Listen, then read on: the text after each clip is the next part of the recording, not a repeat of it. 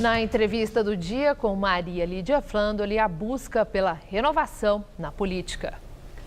Entrevisto o fundador do Partido Novo e pré-candidato à presidência da República, João Amoedo, ex-vice-presidente do Unibanco e também ex-sócio do Banco BBA e sócio do Instituto de Estudos de Política Econômica Casa das Garças, com sede no Rio de Janeiro. Agradeço muito sua entrevista, uma oportunidade para sabermos sobre o seu partido. Eu quero começar perguntando, o que é que você destaca que justifique o nome do partido, Partido Novo. Novo em quê e para quê? Perfeito. Bom, primeiro é um prazer estar aqui conversando com você. Eu diria que o Novo tem várias características que o diferenciam. Eu citaria 3 ou 4 que me parecem são as principais. O primeiro é que o Novo foi formado por cidadãos que nunca tinham se envolvido na política.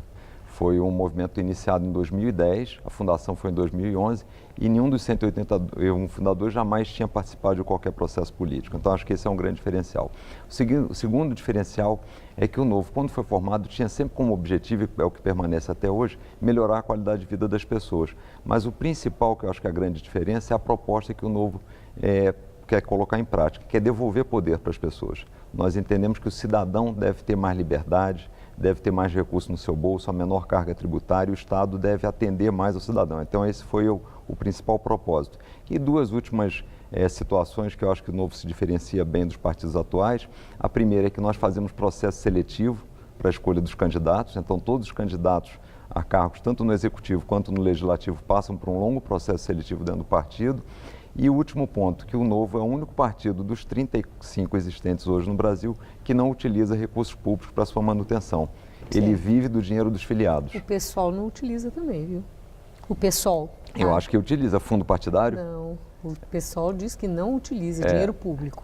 Mas eu acho que ele recebe o fundo partidário. Fundo partidário, partidário ele usa na manutenção do partido. O Novo é o único dos 35 que não utiliza. Estamos até tentando devolvê-lo. Bom, agora, que nomes conhecidos já aderiram a essa ideia de um partido com as características que você acaba de descrever? Perfeito. A gente, desde o início, nunca procurou um nome conhecido. A gente sempre foi um partido, que a gente sempre disse isso, um partido de ideias, e não de pessoas.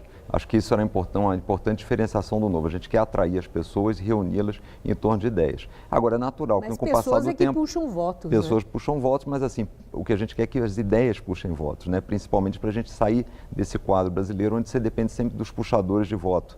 E que aí tem um processo muito interessante durante a campanha, mas efetivamente depois, quando assumem cargos públicos no Legislativo ou no Executivo, às vezes não tem o desempenho que a gente gostaria, por isso a população se sente tão mal representada.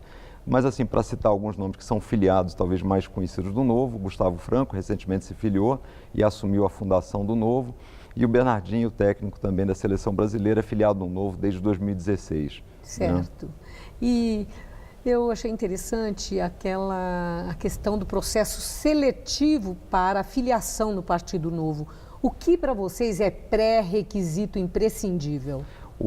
Para filiado, um dos pré-requisitos imprescindíveis é ficha limpa e está alinhado com os princípios e valores do Novo. Já no processo seletivo, que esse é uma segunda etapa para os candidatos, aí tem uma série de coisas, a capacidade da pessoa se expressar, a competência, o histórico profissional, o histórico dela, justamente para a gente validar que a pessoa tem a competência para o cargo que está pleiteando. E passado político pode ter? Passado político pode ter, não tem problema nenhum. A única coisa que a gente vai validar é se a pessoa, durante o exercício do seu mandato, foi coerente com aquilo que o Novo prega. Certo. Bom, agora como é que você entende, no momento em que pesquisas mostram a desilusão do brasileiro com a política, com os políticos, com os partidos, como é que se explica que nas pesquisas de preferência de voto, quem está nos primeiros lugares são Lula e Bolsonaro? Velhos políticos, que explicação existe para isso? O brasileiro quer mesmo gente nova? Eu entendo que sim, a gente tem visto isso em toda grande parte das pesquisas, um desejo de renovação muito forte. Eu acho que o brasileiro, a grande massa, ainda não está colocando a política, a campanha presidencial na sua agenda. Isso vai ser feito mais à frente. Então, me parece natural que, nesse momento, nomes que estão mais na mídia, que tiveram mais recall, o próprio Lula, que sempre foi candidato por muito tempo, apareçam. é natural que a pessoa fale isso de forma quase que meio espontânea. E o Bolsonaro, porque se colocou como um anteposto muito forte em relação ao Lula. E os partidos, em geral, ficaram muito desacreditados com todas as operações da Lava Jato, todas as denúncias, e foi o nome que surgiu. Mas eu acho que o quadro está totalmente em aberto e vai mudar muito até as eleições no ano que vem. Bom, mas se na hora da eleição, no segundo turno, o quadro foi esse que nós estamos vendo agora, Lula e Bolsonaro, com quem que o Partido Novo fica? Quem vocês apoiariam? Olha, a gente vai esperar ver como é que estará o quadro lá. E uma das nossas objetivos... Sim, mas eu já dei um quadro concreto. Se acontecer, é hipótese. Com quem vocês teriam mais sintonia no sentido de apoiar, de uma aliança? Não pensamos sobre isso ainda. A gente prefere trabalhar para que não seja esse quadro. Ou não quer dizer? Não, realmente não pensei, porque eu acho que seriam duas soluções ruins para o Brasil. Pelas propostas, não pelas pessoas, mas pelas propostas apresentadas. Acho que são propostas retrógradas, já não funcionaram no país. A gente veio para uma crise por conta dessa história do Estado ser muito grande, Estado desenvolvimentista. Isso não funcionou, então a gente precisa mudar esse cenário. Então, eu prefiro acreditar que a gente vai trabalhar e o brasileiro vai ter consciência para fazer escolhas corretas. Agora, essa questão do Estado muito grande, eu lendo, preparando a sua entrevista, eu fui ler sobre o Partido Novo e vi que uma das propostas é lutar por um país livre, onde o brasileiro possa ser protagonista da sua história, que, aliás, é um objetivo realmente complicadíssimo, muito difícil. Mas o que chamou a minha atenção é, sem a presença do Estado, de um Estado paternalista, o que é que isso quer dizer?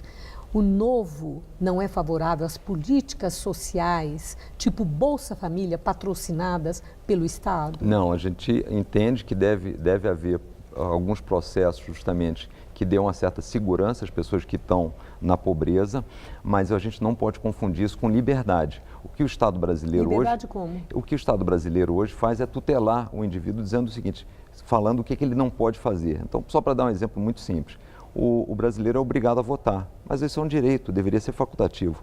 O brasileiro é obrigado a colocar o fundo de garantia dele por tempo de serviço, que é um direito que ele tem, fruto do trabalho dele, e colocar na Caixa Econômica rendendo menos que a poupança. E só pode usar esses recursos quando o Estado determina.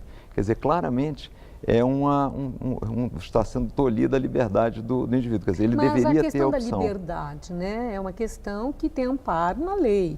E as nossas leis, elas são definidas no Congresso Nacional, segundo o jogo democrático. Não. Então, a indagação é essa, Então, como o brasileiro poderia ser livre desses deveres determinados por lei? Eu acho que a gente tem que separar o que é o dever determinado por lei e o que é imposto ao cidadão por um Estado que, basicamente, por alguns políticos que estão lá, mas é a grande maioria, tem um único objetivo, que é se perpetuar no poder. Agora mesmo nós tivemos uma reforma política que aprovou mais 1,7 bilhões de reais do nosso dinheiro, do pagador de impostos, dos 13 milhões de brasileiros que estão desempregados, para financiar a campanha política de partidos com os quais o brasileiro gostaria de ter renovação. Então, infelizmente, por isso que o brasileiro se sente muito mal representado e demanda essa renovação na política, porque as leis que estão sendo feitas estão atendendo muito mais o interesse do Estado e de determinadas classes do que propriamente do brasileiro. E ele sente essa perda de liberdade, ele não consegue empreender, não consegue montar o seu negócio, tem uma burocracia enorme. Mas essas determinadas classes não são compostas por brasileiros? São compostas, mas muitas vezes por minorias. E no Brasil, a gente, como é normal, as minorias são muito mais ativas e a maioria silenciosa que paga a conta e não consegue se colocar. Então, no nosso entender, o brasileiro deveria ter uma liberdade de decidir o que fazer com seus recursos, de decidir até coisas alimentares, o Estado começa a interferir, Então, essa dificuldade toda de geração de negócio, de montagem de empresa, de discutir com o próprio trabalhador é que dificulta. Bom, eu diria que a nossa conversa foi para início de conversa. Espero que volte aqui para falarmos mais sobre as metas, os objetivos, as intenções e a caminhada do Partido Novo. Muito obrigado, uma boa noite. Será um prazer, muito boa noite.